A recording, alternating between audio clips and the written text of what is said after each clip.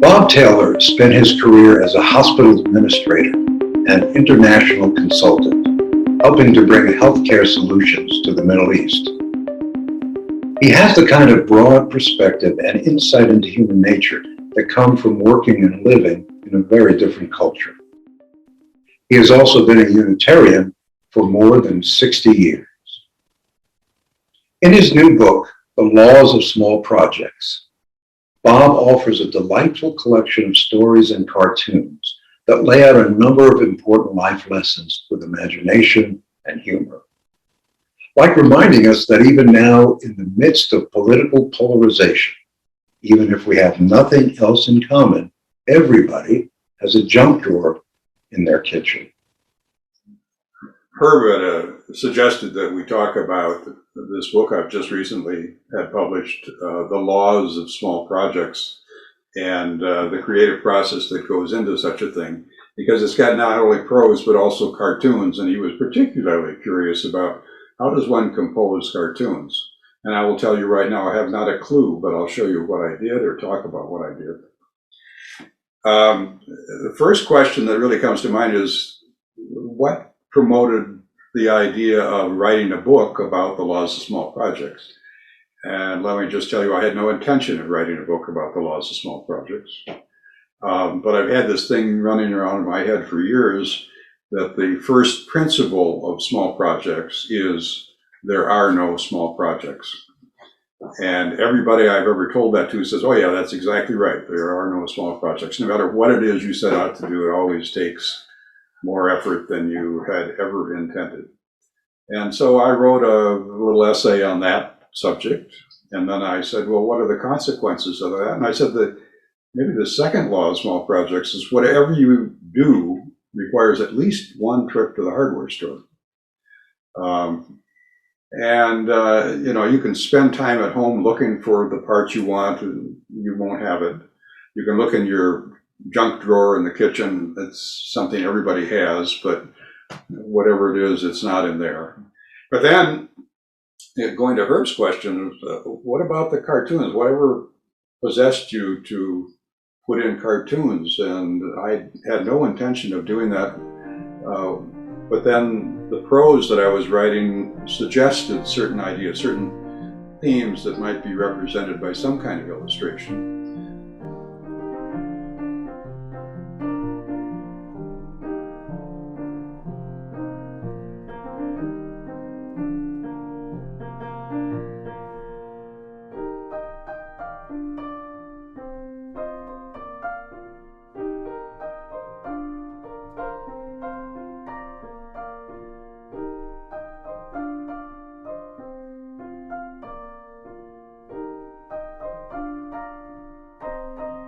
One of the things I wanted to illustrate was the concept, the very concept of the laws of small projects, and that there aren't any small projects.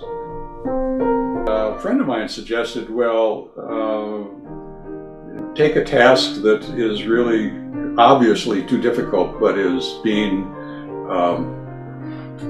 underestimated by the perpetrator.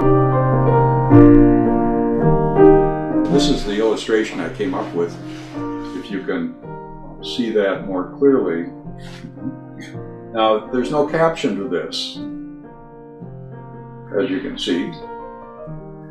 But there is a little baby dragon down in the left-hand corner, and then in the darkness of the tunnel or the cave are the eyes of impending doom, if you will, to the naive knight in shining armor.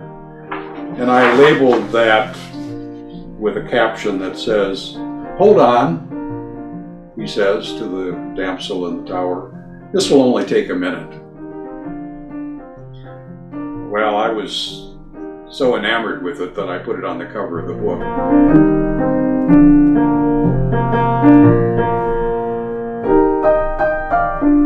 One of the things about cartooning in this context is that I had themes within the book that I wanted to illustrate.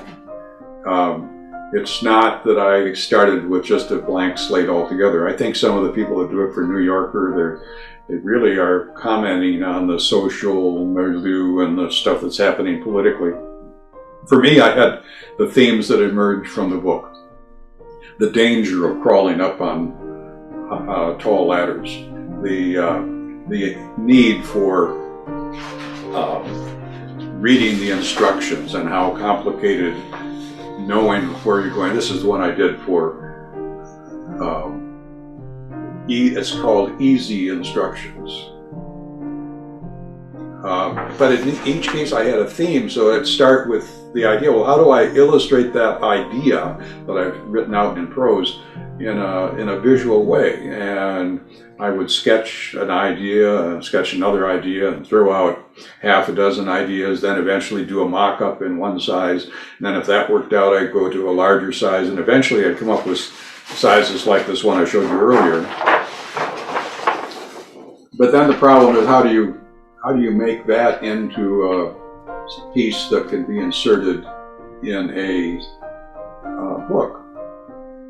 Well, then you have to learn that you have to go to, I can't do it on my home computer, so I have to take it to local print shop, and they duplicate it and they convert it into a certain kind of image, JPEG if you want to know. And then I can manipulate that and crop it, etc., and insert it into the text in a way that works for the book.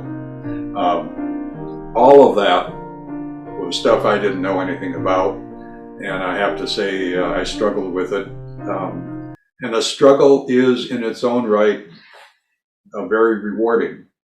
Frustrating, but rewarding, especially when you get to the end of it and say, oh, I made that happen.